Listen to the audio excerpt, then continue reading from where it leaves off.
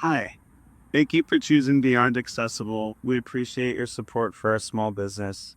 So, today we're going to be giving you some occupational therapy based tips for proper body mechanics when lifting your travel scooter into your vehicle.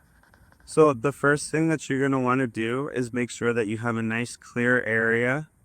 We're going to want to make sure that we park on a flat and even surface. We don't want to be doing this on a hill or anything like that on a steep driveway.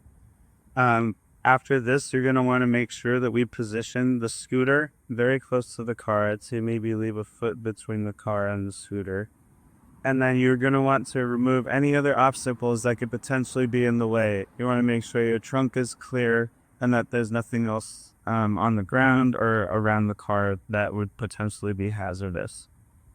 So from here, first I'll go over the proper body mechanics and then I'll show you how to get it into the vehicle.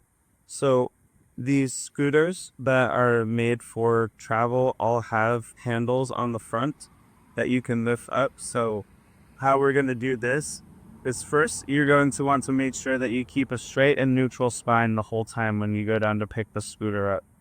And we're just going to be bending our knees. We don't want to round the spine at all when we're lifting.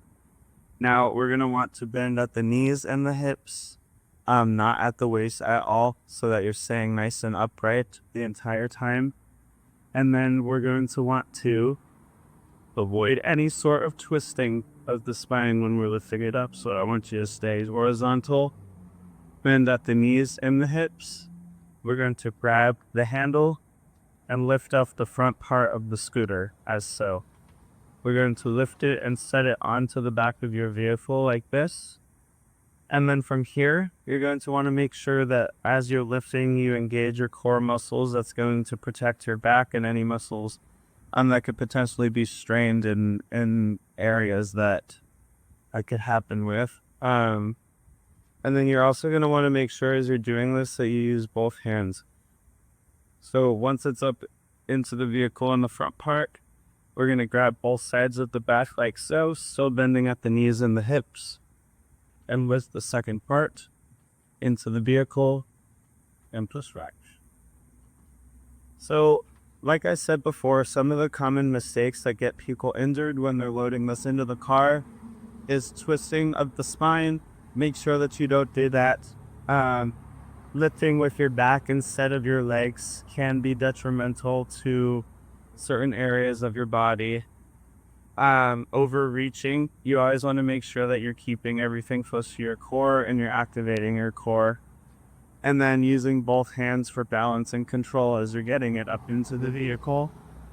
So outside of that, a couple OT tips that I will give you just for long-term safety with performing this type of activity is repetitive poor lifting can lead to chronic injuries.